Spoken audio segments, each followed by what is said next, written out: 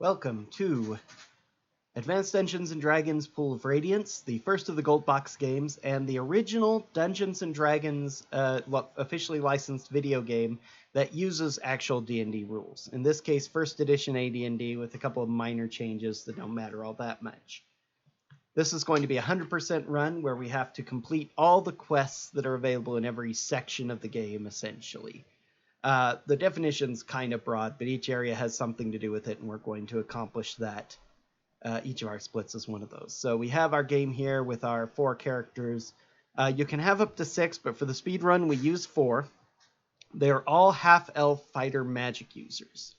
This means they're multi-class, which gives some advantages and disadvantages. In first edition AD&D, they're extremely overpowered because they can use all the fighter weapons and armor and still cast all the spells of a magic user. The main problem is that they have to be a different race than human, so in this case half-elf, and they only get half experience from everything that happens because it's split between fighter and magic user. As you can see, my stats are maxed. This game actually gives you the opportunity to set your stats to anything, not just like in Baldur's Gate where you would subtract a little from one and add to another. You can literally set them to anything. The intended purpose is to allow you to mimic your favorite D&D characters from your tabletop game. I really remember rolling all 18s on my characters, I'm sure. But seriously, since we can set it rather than just constantly rolling until we get something semi-feasible, which can take hours and be really annoying, just set it to max. This isn't a challenge run. This is a speed run. We're trying to get through as fast as possible, so the best stats on our characters makes that the most viable. We don't have max hit points, though, because of a dynamic difficulty in the slums that we'll get into in a little bit, the first area. But this is the party that we've got. When we're playing at RPG Limit Break, of course, we'll be making brand new characters based on the donation incentives that we will get to name them whatever, up to 15 characters, letters, numbers, etc. You can actually use a bunch of keyboard keys for that, but in any case, we'll get this started. We start out with Rolf, who is the guy who's been appointed by the council to give us the tour of the city. Really fast, about a 30-second unskippable cutscene. Rolf is actually famed mimic Gogo in disguise, and I'll go into that later. He appears here 4 years before appearing in Final Fantasy V, so this is famed mimic Gogo's first appearance under the name of Rolf. So once he gives us control here, the first thing we need to do is set the game speed from 1 to 0, which makes it even faster. We need to go buy equipment for ourselves. The one thing that's randomized that you can adjust is money, so the characters that we have to have a decent amount. You don't need that much, though. It's only about 300 total gold on everybody, which isn't really all that much. We're buying a trident and banded mail for 3 of our characters, but just a trident for the final one, who... And again, this is to manipulate AI in the battles coming up. We need one character who's basically unencumbered. We could buy him leather armor or something that would give him max speed, but it's better just to leave him alone for now.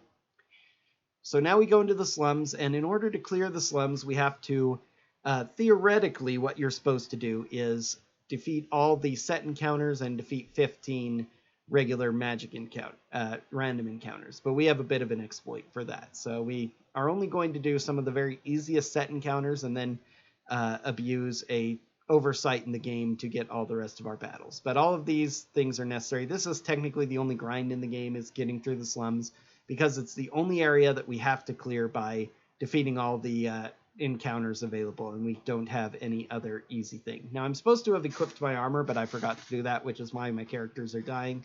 It's not that big of a deal. Because one of the nice things about it is that in first edition and second edition AD&D, technically when you go down to 0 hit points, your character is dead. They have to be resurrected, which is extremely brutal. So SSI, who developed this game, decided to create their own rule for that, which involves unconsciousness. If you fall to 0, you become unconscious. If you're -1 to -9, you're dying. But if the battle ends before you actually die, then you're fine, and you can bandage characters to bring them from dying to just unconscious as well. You don't even have to be standing near where they were knocked out or anything. Just anybody anywhere on the map can do it. So we're collecting a few magic items here, including a ring, and pretty soon I'm going to figure out that I forgot to do armor. As you can see, we've been abusing this sleep spell a little bit. We don't use it as much as I used to because quick combat can just clear through things fast enough.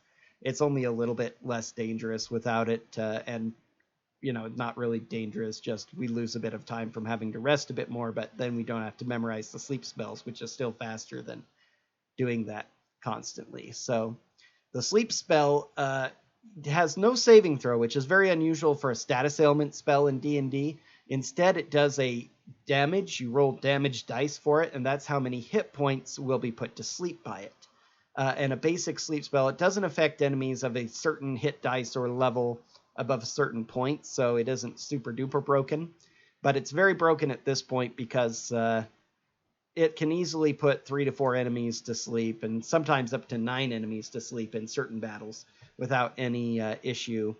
And then once an enemy is rendered helpless by paralysis or sleep or anything of the sort, anyone who attacks them spends a turn doing a coup de grace, which automatically puts them down into dying state. So it's very easy to one-shot enemies with that. There's no miss. It doesn't matter how many hit points they have, what weapon you're using. If you do an attack on them and they are helpless, instantly they're down, which is effectively the same as killing when it comes to us beating the enemies. There's a few times we'll take advantage of that during this game. Mostly with sleep spell early, but also another spell later on. So now the reason we have an unarmored character is because of this situation right here with this orc. When you do a certain amount of damage to enemies, they will go into a runaway state. Their morale will fail. But they won't run away if any of your characters are faster than them. So that's why I have one unarmored character. He has maximum speed, so these 9 movement orcs will see this. There's a PC character with higher speed than me. I can't get away by running, so I just surrender instead, which removes them from combat. And enemies surrendering is a lot better than them running away in fear. Just instantly removes them. It's the best option. So what I'm doing to rest, unfortunately we have no healers. Clerics are kind of useless in the early game, and it's very slow to use healing spells. So it's actually faster just to rest for days. You recover 1 hit point every 24 hours, so we rest for days at a time to recover. Now, we're grinding out these encounters by sleeping. So you're supposed to have about 8 or 9 set encounters and then 15 random encounters in order to clear the slums. However, there is an exploit in the game that allows us to continue getting random encounters plus the 15 by sleeping, because the slums it's also coded so that slums is not a safe place to rest until you have actually cleared the slums out of enough battles. And so the game keeps keeping track of how many you get, and then once you've reached a certain number of total battles in the slums, it says, oh, you've cleared the slums, even though there are actually set areas that still exist. And if we go there, we can still get in the battles, still get the loot and everything from them. We're not going to worry about it because they're long battles. We just need to do this to get the slums cleared, and it counts both for resting and for getting the reward from the council clerk, which is kind of how we determine these quests and getting them done and finished, is we get rewarded for something in them. With the exception of the temple, which is a weird thing, but it is mentioned to us, so that's how we define the 100% all quests. It's something that the council will give us a actual reward for, and pretty much every block has one that we deal with. So we're almost done with the 15 encounters here, and then rather than running back to turn in immediately, we are going to move on to actually the end game area. I make a small mistake here that isn't a huge deal as I'm trying to do things. I'm trying to set up time because the clock is very important. 0 hours is dawn. It's not midnight. And then 14 is 1400 hours is sunset. And certain events will only happen during day or during night. Sometimes you get more encounters at night as well, depending on where you are. So it's there's some things to go with. So by accidentally turning on search, and normally when you move, it takes a minute to move a step. With search, it takes 10, but it also means that you will uncover things which are sometimes good and sometimes bad. Because I'm searching near these buildings, I'm triggering an event, and it takes me a little bit to figure out that I had search on. There, it's gone. Now I don't encounter those kobolds anymore. Sometimes it's a lot faster to just restart rather than to take the encounters. Here we encounter a merchant with a wagon. We can buy it from him, or we can just kill him and steal the wagon and use this to sneak past the gate. And we are now in the end area of the game. We talk to these washerwomen in this room and be nice to them. They disguise us as monsters, and we leave them alone and go away.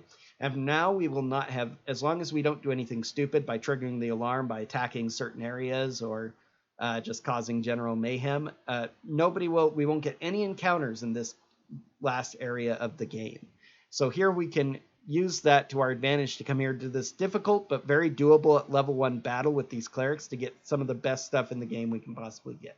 That cleric who is that just got put to sleep first is a 5th level cleric. He can paralyze us, and we can be one shot just like that. He'd be almost impossible to beat normally, but for some reason he is not immune to sleep.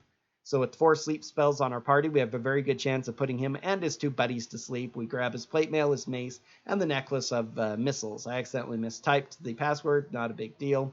We next come over here, mostly just for experience, but also for some quick loot by fighting this guy, and some really good armor for our unarmored guy who needs some armor. This is one of the worst ways the fight goes, but we're using an exploit here, where if you try to run away from an enemy, they do get a sneak attack on you. They call it a reaction in later D&D editions.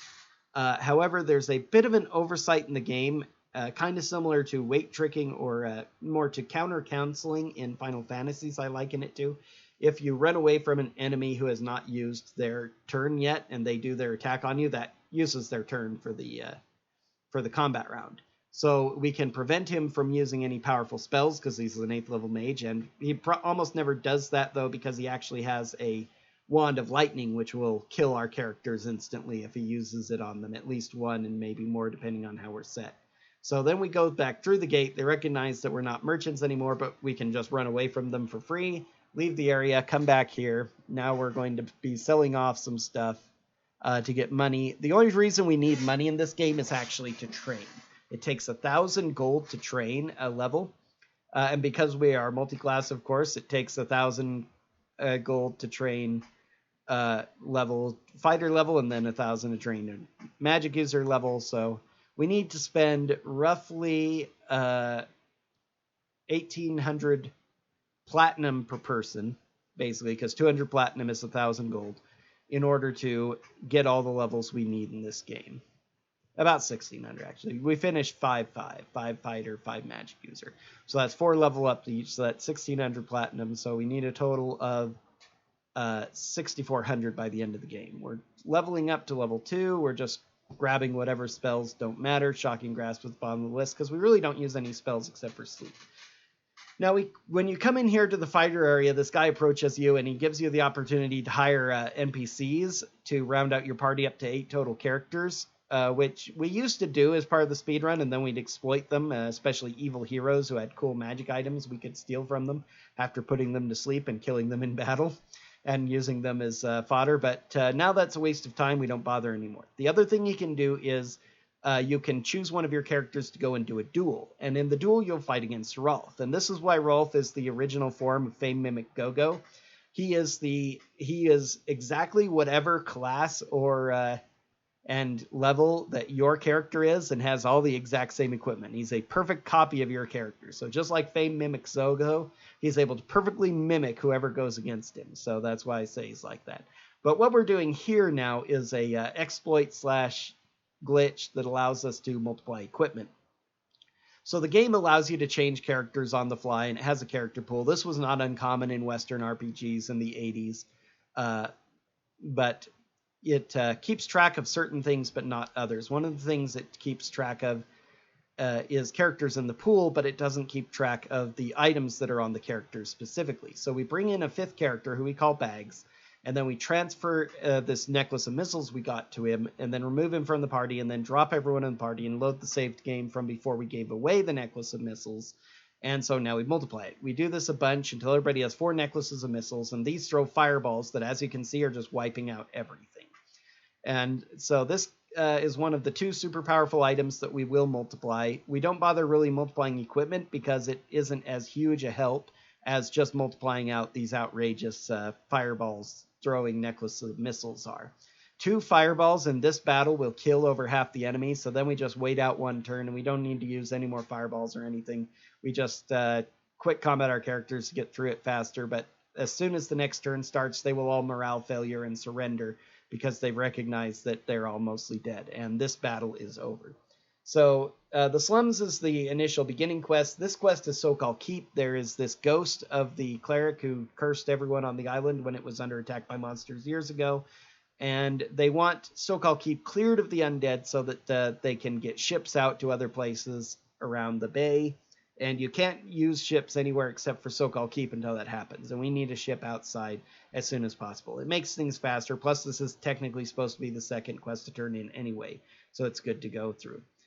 You can fight the ghost, and it's not recommended. It's very dangerous. Instead, you tell him the password of Lux and tell him the truth about what happened. And he says, okay, if humans are coming back to retake the city from the monsters, that's fine. They're patrolling undead, but there are 2 passwords we can use. One before we talk to Fernando, and one afterwards, or whatever the priest's name is again. I forget. So now we get rewarded for that, and the next thing we're going to do is go collect the second super powerful item in the game. So to do that, we need to go to the Temple District. Now, normally you'd get a special quest for this later on and get a hired NPC, but you don't really need that in order to do the quest. So we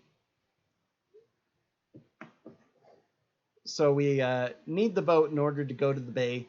The first place we're going to enter is the Wealthy District, which is one of the easiest blocks to clear. It's kind of tied to the Temple District.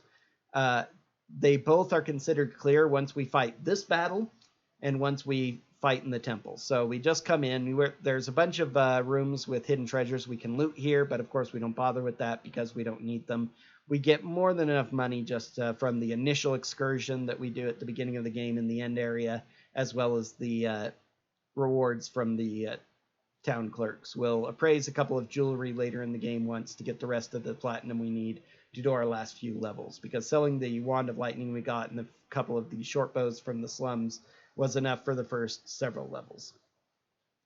Normally we don't get too many encounters here. We can usually run away, but we got unlucky and got surprised a couple times. We also did not get a lucky encounter, which allows us to skip this battle outside the gates, so we have to fight it. Kind of a weird little quirk, and I don't have time over the course of the speedrun to explain all of the intricacies of the game story and why certain things happen. But we fight these guys. We can go into the temple now. There's 3 places we can loot, but there's only one that we really want.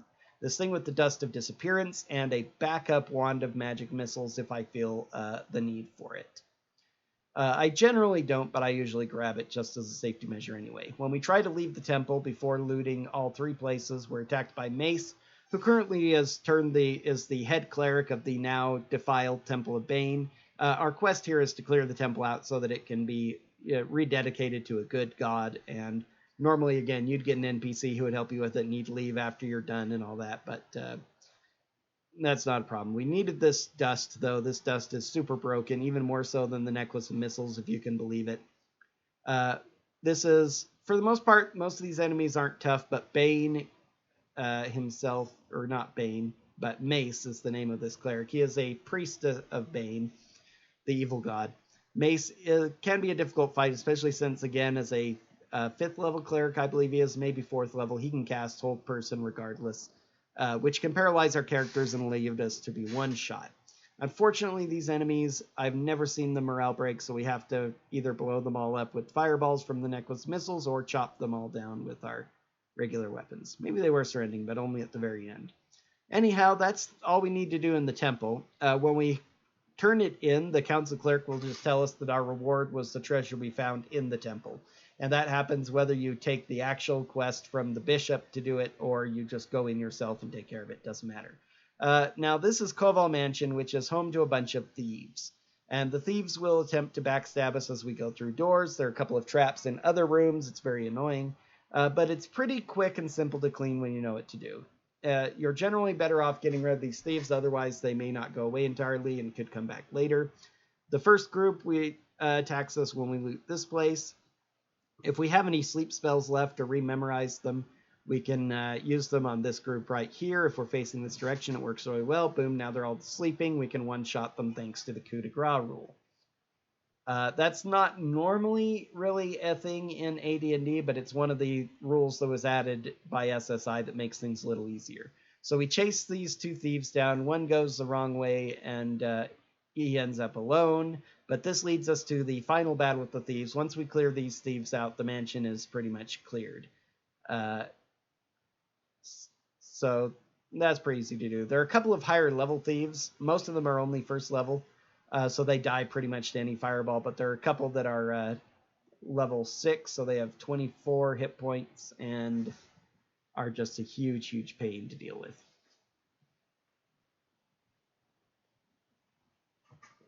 Once this is done, there's also a bunch more treasure and traps and stuff in here, but again, we don't need to do any of that in order to count it as being clear. This is all of the little buildings in this section north of the river, so now we're done with it, so now we're going to go home. We are going to train, and again, we're going to use this multiplication trick to give us a bunch of this Dust of Disappearance. Selling our jewelry off here to get the last little bit of money we need so we can train.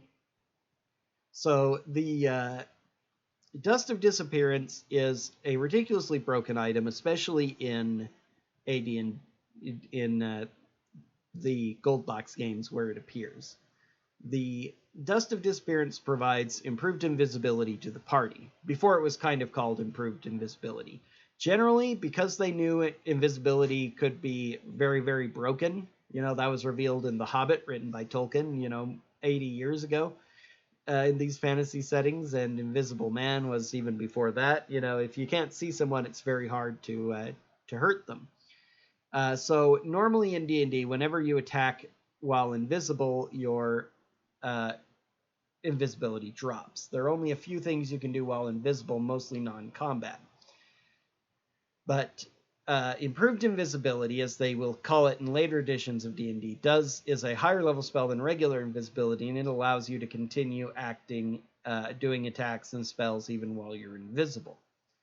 Dust of Disappearance, again, puts this on the whole party, and it lasts forever. And if it wasn't bad enough, that the enemy can't see us, it's how the enemy is programmed to deal with that is really broken. If we are next to an enemy, and we're invisible, they can attack us with melee attacks. And that's the only thing they can do to us. As long as everyone is invisible, they won't even bother to try and move next to us, even if one of their allies is next to us and therefore knows theoretically where we are. We can move around them without triggering attacks of opportunity, your reaction commands and all that. And we can't be targeted by any ranged weapons or any spells, which is super duper important. There are a few weird ranged abilities in the game that bypass Dust, including one against a basilisk coming up in a bit here, but that's pretty much it. Now, unfortunately, one of the interesting things about the game is that there are different rules for running away from battles in different areas. There are some places where it's perfectly safe to flee from an encounter that you see, like in the Wealthy District and the Temple District. However, most places, including the graveyard here, if you try to run away, your party will wind up in a random square somewhere on the map, and you don't know where that is. And it disables the area function if it was working at all, so it's very hard with these rather plain backgrounds to tell exactly where you ended up. So unfortunately, we have to fight these battles. We could also try reloading, but they're pretty quick. The biggest problem is that our necklaces, the reason we have so many is that they do have a limited amount of charges, and we use them throughout the game, so we want to avoid getting too many random encounters over the course of the game. There are some places where it's safer or quicker to quit than others, especially outdoors. Outdoor encounters are almost never worth fighting as long as you've saved, so it's worth safety saving a little bit to avoid those. Indoors, kind of depending on the fight. These whites are semi-higher level undead. We had a couple of really bad fireballs there. We want to get away from them because whites are capable of doing level drains if they hit us. And level drain is essentially a death sentence as far as the run goes. You'd need to reload your save if you get hit and have your levels drained. It can be taken care of by a temple, but it is just not worth the effort to do so. It costs a bunch of money and it costs a bunch of time and throws off our experience route. It just is all around bad news. And there are lots of enemies in this game, especially in the graveyard, that do this. So this is one of the reasons why we needed Dust. It minimizes the chance of enemies being able to hit us, because even when enemies can attack us, they are at a penalty. And as long as we aren't next to them, they can't attack us at all, so we are essentially totally invincible.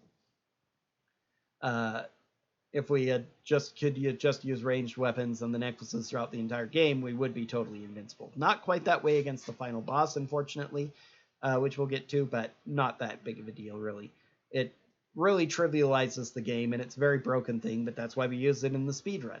It's not so much a glitch, the ability to duplicate, it's just because again, Gold Box, SSI made about almost a dozen different Gold Box games across multiple genres, and it exists in all of those because it's just the way that they're programmed to handle having this character function and the character pool and being able to create and change your party on the fly. It already does well enough where if you remove a character and then you load up a game that has that character in the party, it will recognize that the character is now in the party and remove them from the pool. That's why I have to use a fifth unassociated character when I do the duplication, because as long as I save the game with them out of the party when they're in the pool, they will be able to remove them from the party, to save the items I got rid of, and then get them back when I reload. So we just killed the vampire, who's the big boss, and this ends the thread of the graveyard. You have to kill him twice. Normally in AD&D, when you kill a vampire, they turn into mist and go to their coffin, and then you have to go and stake them in their coffin to kill them. But they didn't know how to implement the whole stake thing, so instead he turns into mist, goes to his coffin, and then you just fight him again with a lot less hit points. So he was easy to kill. Once again, pass through here. Once again, it's really, really bad if you try to agree to a duel against Rolf, the famed Mimic Go-Go, because you have a good chance of dying. We're picking up a couple of important second-level spells here. Mostly Stinking Cloud will be used in one fight, and Knock will be used in one dungeon, and that's pretty much it, but they are extremely valuable in those circumstances. Now we're going to turn in the graveyard. We also get a bonus for doing a mini-quest inside the graveyard. Now, technically, there are a few rewards we miss out on because we don't grab less significant things, but generally we don't consider that a problem. The main point of 100% is to clear the blocks to get the major quests done. So that's one of the reason we subtitle it all major quests. That's the 100% thing. We get all the blocks cleared in the game, all the major things you're supposed to do. But we don't full clear every single possible treasure location or monster encounter in every place, because that would take forever and is very boring. The fact that we can do all the major parts in less than an hour is pretty exciting. So now we're going to go through 3 of the actually lower level areas. We skipped Wells, should be the 3rd place you do.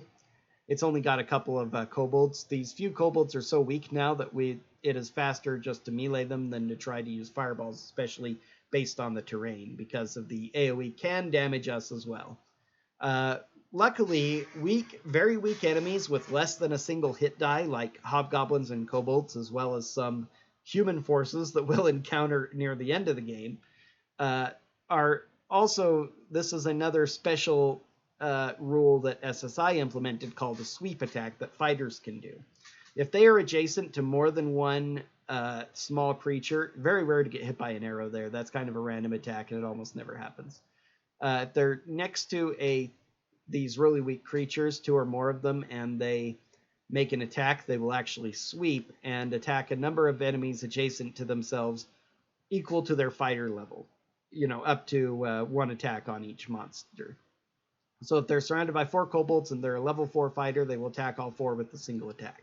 So you can chop through kobolds, hobgoblins, and lower level humans very quickly in the game once you've got some fighter levels. So we come down into the well. This is a unique quest in that you'll never be told about this quest by the council clerk, but you do get rewarded for finishing it, and it's the only thing you can really do in the well, so we take care of that. Now we move on to the library.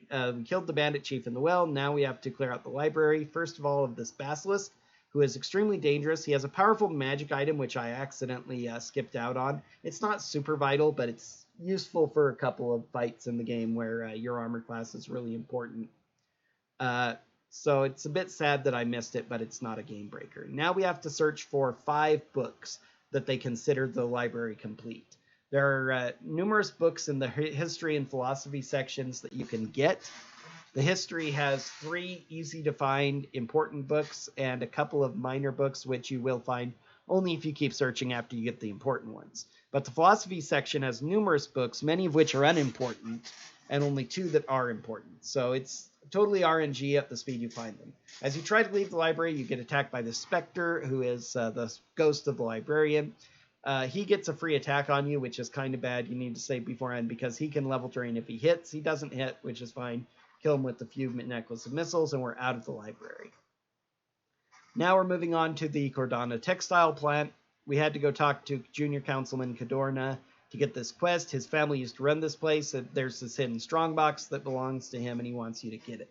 There's several different things you can do with the strongbox. You can either take it unopened like you were hired to do and get rewarded for it normally. You can open it yourself and steal all the treasure, and Cordana will threaten you. He'll be very mad that you stole his family treasure. He's evil, and he betrays us later, whether we help him or not. So, you know, when you have foreknowledge and you want to preemptively get revenge on him, you can do that. But we just take it because it's a little bit faster. It has a very powerful magic item in it, but it really doesn't help us that much, and it causes extra loot and stuff, so we just kind of ignore it.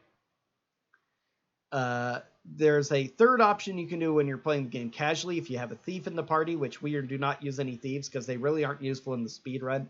Most traps and other places we can use them. We can just bash through doors or take damage from traps. It doesn't hurt us at all. And thieves are almost useless outside of being able to pick locks and open doors. But if you have one when you're playing casually and you want to get the maximum experience, you can visit a group of thieves underneath the textile factory and then bring them the unopened box. They will break the seal for you and then reseal it, perfectly mimicking it. So you get all the treasure in the box and you get the reward from Cordana as well.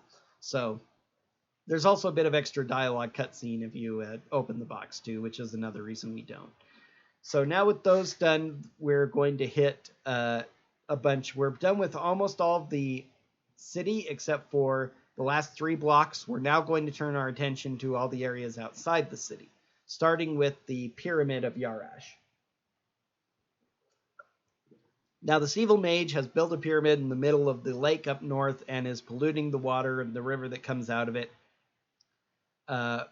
Wilderness encounters can be the worst. If they're humans, you can usually just talk to them to convince them not to attack you, especially if you're abusive.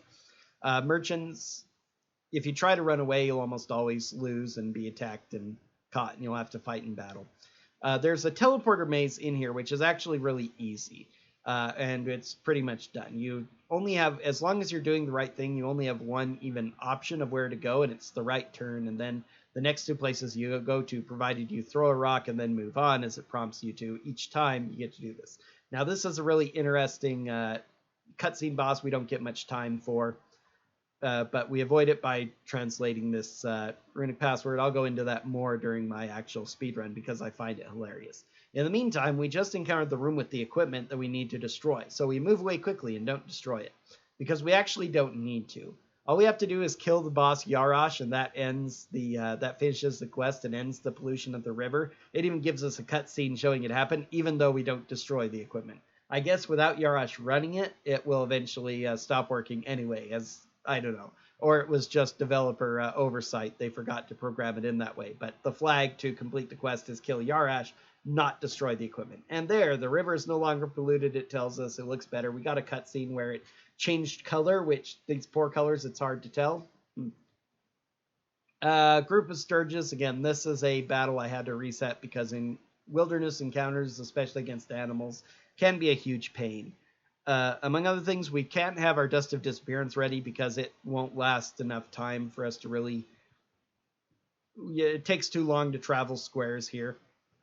And fireballs don't work as well outdoors. They have less effect. So now we go into the Nomad Camp, and once again we're presented with 2 options. We can either attack and kill the nomads because there might be a threat to Flan, or we can stay and help them fight a bunch of kobolds. Or in the speedrun, we take the third option, and we visit them peacefully, and they say, hey, there are kobolds attacking us, will you help? And we say, sorry, we can't. And they're like, oh, darn, well, thanks for coming by. But we know that the nomads are no threat, which is the whole point of our quest to come here, because the kobolds are attacking the nomads. So the quest is completed. We don't have to worry about them. So yay for speedruns and cruelty potential. Now, the Lizardmen, there are, again, a couple ways to do it. We could go in and slaughter all the Lizardmen, or, because in Yarash's pyramid, we rescued a bunch of Lizardmen that he was experimenting on, we got to just fight the leader who wants to join Tyranthraxis, or this up-and-coming leader, on behalf of the old elder who used to rule the village before. We champion him, beat up the old guy, and the Lizardmen are like, okay, we're not going to join Tyranthraxis, and that's it, quest completed. Now we have to go deal with the kobolds, and once again, all of these forces out here, for the most part, that we're visiting, could or these three anyway, the Nomads, Lizardmen, Kobolds, all three are potentially allies of Tyranthraxus, the big bad boss who rules Flan, and so the Flan Council wants to take care of them, nip these potential sources of conflict in the bud, as it were. So the Nomads, we find out, are too busy fighting Kobolds. They can't attack us, so they don't care.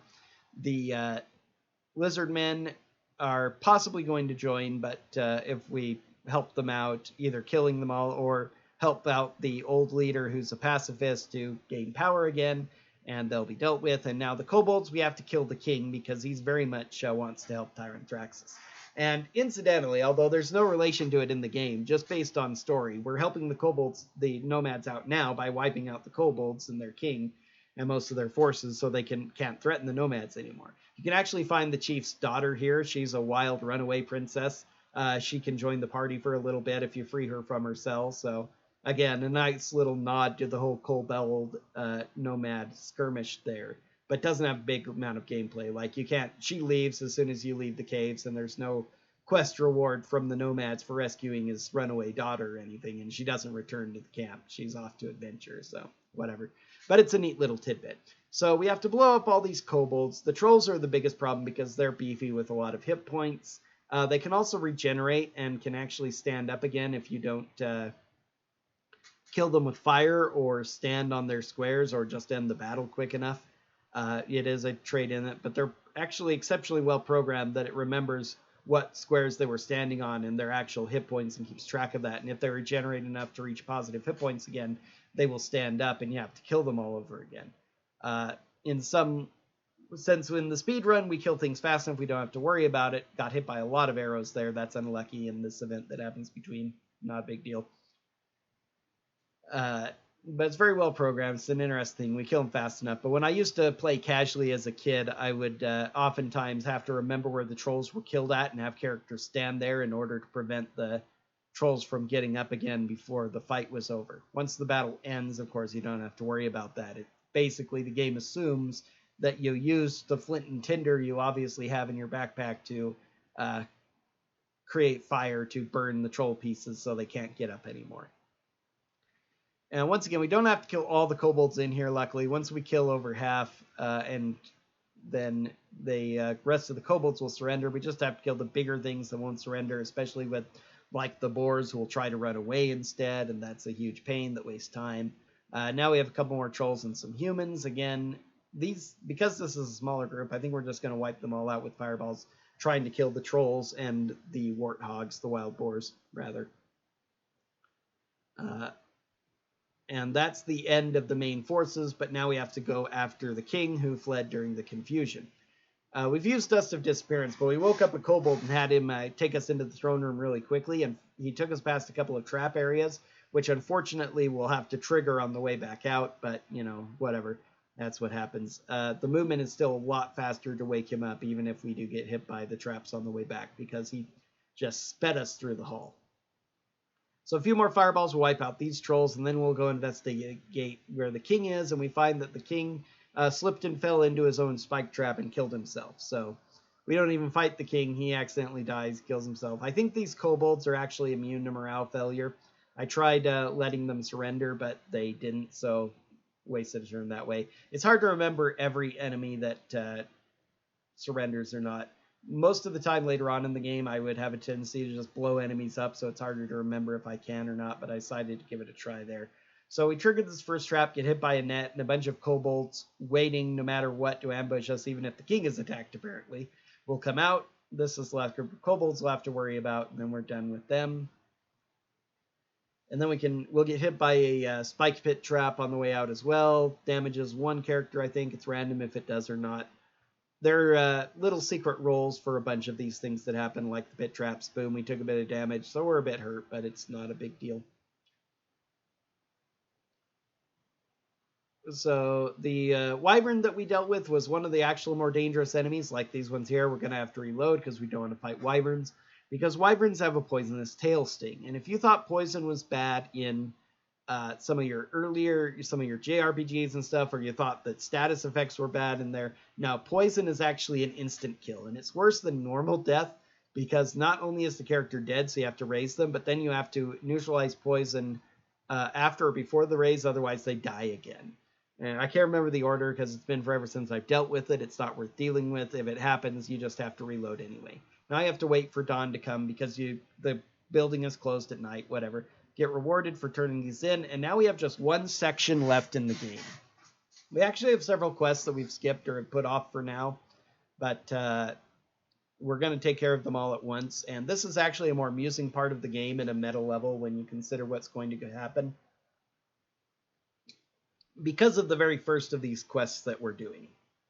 We're going to a Buccaneer camp, but unlike the previous outdoor ones where we were finding forces who could join Tyranthraxis and finding some way to convince them not to join Tyranthraxis, we are instead been sent to rescue the son of a rich family that got kidnapped by the Buccaneers. And they're holding him as a slave, holding him for ransom. They haven't decided yet what they're going to do. Whatever, we need to go rescue him. Interestingly, the Buccaneers are non-hostile to us. As we sit down here and do our memorization, we made 5th level. We get 2 haste spells, which are super awesome. 2 fireballs, which are kind of just a backup in case we run out of Necklace of Missiles in some of the end fights. As well as resting for days so that we can get ourselves healed, because again, this is by far the fastest way to do it. It's semi-faster. It can be kind of fast to go to a temple and have pay for a lot of cure wound spells, but it's still generally faster, and you know where you stand just by resting for days. And the Slums is your personal inn once you've cleared it of monsters, as we did at the very beginning of the game.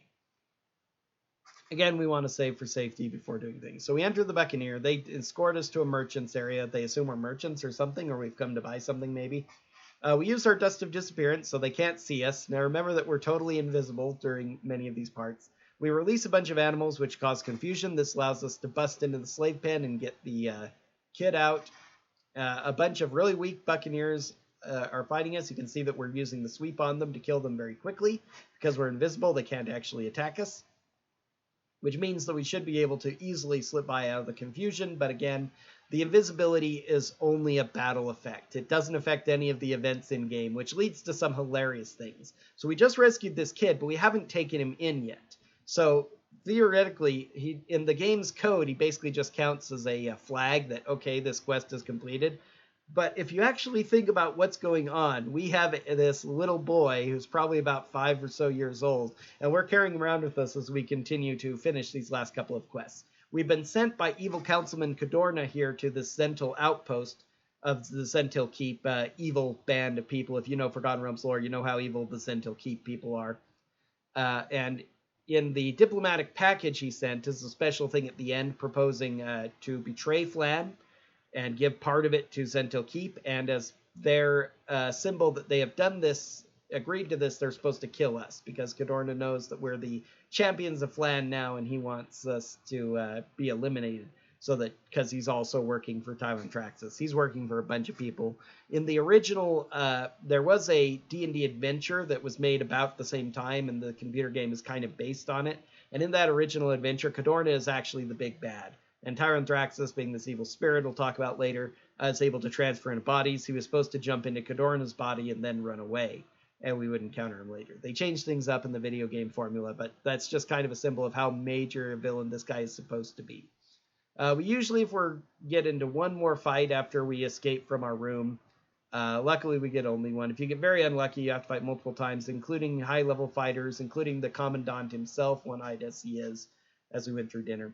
So we used Dust of Disappearance before going to dinner, so it would affect us in these battles. So we were invisible with this kid at dinner.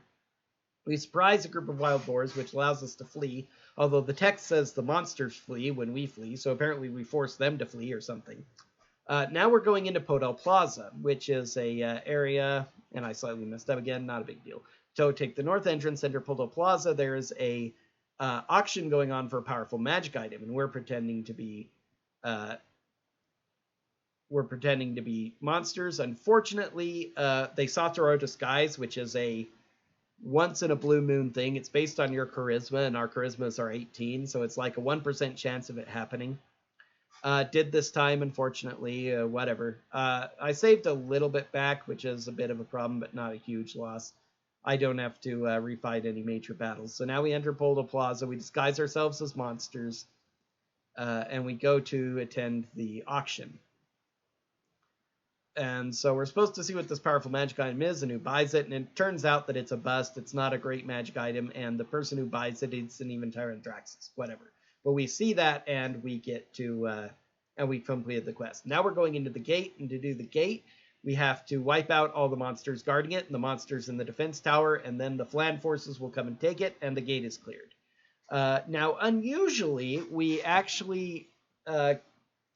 failed to fool the monsters this time once again, because we still have our wagon somehow that we magically used the first time. So normally in the game, they will once again, you bribe them, they take you past the gate, and then we would go up the towers, fight the Ettins and magic users and fighters who are guarding the place. And I forgot to use my Dusted Disappearance, which makes this slightly more annoying, but not a big deal. Bugbears are not that powerful at this stage of the game. But they saw through our disguise and attacked us, and amazingly the gate is not locked, so we can just walk through it. We do get shot at by arrows a little bit, but it's not that big of a deal. There is an alarm sounding as well, which affects both the gate and the final area, but we will like this right here. I messed up a bit here. I parlayed nice, and they're like, nice people don't work for Tyrant Draxus, and so they attacked me. If you're abusive, they ask you whose authority you're here, and you say Tyrant Draxus, and they'll go away, so you can avoid the battle. But unfortunately, I messed up, and I said nice. It's bad luck to get the encounter to begin with, because even with the alarm on, encounters aren't common, but whatever. A few fireballs will blow up all these hill giants, so I just decided to take it and go deal with that, because I'm almost done with the gate, and I didn't save after the one battle, so we'd have to fight it again anyway. Clear them out. Now we actually, these are the enemies that are guarding the tower who we're supposed to kill. So we blow up these Ettins and the fighters and the mages, and normally this is a pretty well done bit of coding. When you do it this way, the enemies of both towers combine into one encounter. Normally there are 2 fighters, 2 mages, and like 8 Ettins, so normally it's 4 Ettins, a fighter, and a mage in each tower.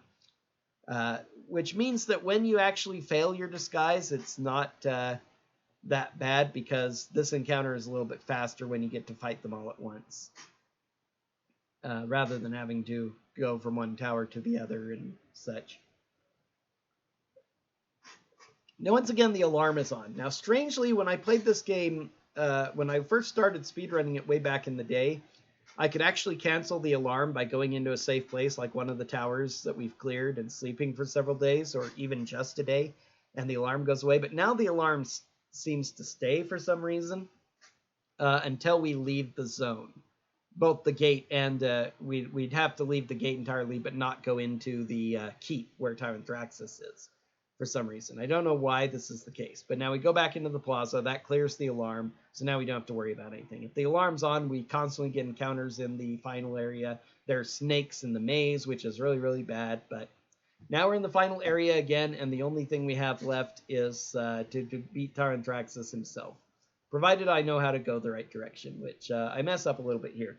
The last time I was trying to record this, I did a major mess up right at the very end, and I hadn't saved in a while, and I took the wrong path in the maze here. And I actually just took the wrong path again and realized it. I usually have got this totally memorized, but for some reason now, as we're approaching RPG limit break time for me to do this, I'm having a bit of trouble with the maze. So now I figure out where I'm at, so now I'm going to take care of it fine. Let me see, we're back here, right here, and then up, so now we're good. You can try and cut your way through the hedges, but you might get poisoned, so it's not worth it to do so. And we're almost done with the maze, and that right there was a left turn I took, which took me to a teleporter trap, which warped me around the maze, and that's why it was unbeatable. Now we come in here, we find a secret door, we come up. There's several places you can go here. They're dangerous, but this is the final area. The 2 final battles are right here. So we use our Dust of Disappearance. We use a ring of fire resistance that we got at the beginning of the game and give it to our first fighter to help make him a little bit more survivable, because Tyrant Draxus does fire damage on his melee attacks. But we come into the audience hall, we attack his guards. These guys are, we have a dozen, 8th level fighters, which is the maximum level that we can reach. We are only 5th level fighters and 5th level magic users. Our hit points are way less than their 87. This is like an extremely unfair battle. But we have Dust of Disappearance and Stinking Cloud. So Stinking Cloud is the only really usable 2nd level spell, except for the knock spell, which I forgot to mention was what we used to open up the library doors. It's mage lock, so the only way to get in is to get super lucky with a maximum strength attempt to bash, or to cast the knock spell, which does it automatically. So that's why we memorize knock. But normally they'll run out of the cloud, but because they can't see us, they just won't move, so they'll stay in. If they make their saving throw, they get severely debuffed by the cloud. It's about worth 4 armor class and 4 chance to hit, or even more than that maybe. But if they fail, they're actually paralyzed, rendered helpless, so we can one-shot them with anything. And so this fight can go a number of different ways. If you get very unlucky, the fighters will not choke and gag, and they will even hit and kill some of your characters, and you'll go into the final battle against Tyrant Draxus down a man. But if you get lucky, then most of them will end up choking and gagging, and you'll kill them before the short duration ends. He ends up surrendering with 1 hit point left. Well done, 8th level fighter. We're going to gather up here to recast the Haste Spell, which doubles our attacks. Haste is very powerful because it can be hit the entire party. As you can see here, when we cast it outside battle, it does anyway. It only lasts a few rounds, though. 5 rounds, 1 per character level casting it. Which is why we recast it right here, because we already spent close to 5 rounds, so it would be going away. But having Haste up makes the Tyrant Draxus battle a lot quicker and easier. As we've seen here. We're grabbing 2-handed swords. They're only +2. I do have 1 +3 weapon, but the 2-handed swords do a lot more damage against big creatures, because first edition AD&D, for some reason, had a different damage for each different weapon based on whether it was a small or medium-sized creature or a large creature. Larger creatures generally take more from most swords, including the 2-handed sword, which is the highest damage in the game. So these +2 2-handed swords can do a lot of damage to Tyrant Draxus if we get lucky. We have 1 bowman relatively safe out there, and then otherwise just attack him from the 3. If I feel I need extra safety, I can give the wand to a second character and have them hang back and use magic missiles. Ended up not needing it. The haste really helped out. We killed Tyrant Draxus early, and now this cutscene for some reason doesn't change based on your game speed. It's set to last a set amount of time, and it remembers that regardless. So Tyrant Draxus, his spirit comes from the body. He's an evil demon who transfers himself through the pool of Radiance and goes into different bodies to possess them. And so he was possessing this bronze dragon, which is normally a good dragon. And now he's threatening to invade us, but his master, who is the god Bane, god of death, pulls him through the pool. And so we win. We get a free escort back home, and now we go to turn in, and this is it. The speedrun is over as soon as we get the final massive reward for defeating Tyrant Draxus. That's it. So we were behind most of the game, but still 50-minute time is really good for this, despite some mistakes and some kind of bad luck in certain situations. Not bad. But that is the game. We can continue playing, theoretically, going around doing a few things we haven't done before. It's kind of hard to tell if the clerk will even reward you for anything more, even if there was anything more to do, but it doesn't matter. You can gain levels, but these characters are now officially done. I have a New Game Plus run, which is a bonus incentive, which you can do in about 5 minutes with a party that already has the has levels and equipment. But if they've actually completed the game, it does flag them as such in their character files. And so they will not appear in the party pool, so I can't add them back into Pool of Radiance once I remove them. I can transfer them onto Curse of the Azure Bonds, but they have finished this adventure. The later Gold Box games do allow you to remove characters who've beaten the game, add them to a brand new party, and do a true New Game Plus with the characters who've beaten the game. But so my New Game Plus tier is kind of pseudo. They have played the game before. They've got a bunch of experience, equipment, everything. They're going to be a powerful party, as you'll see. But they are have not technically finished the game.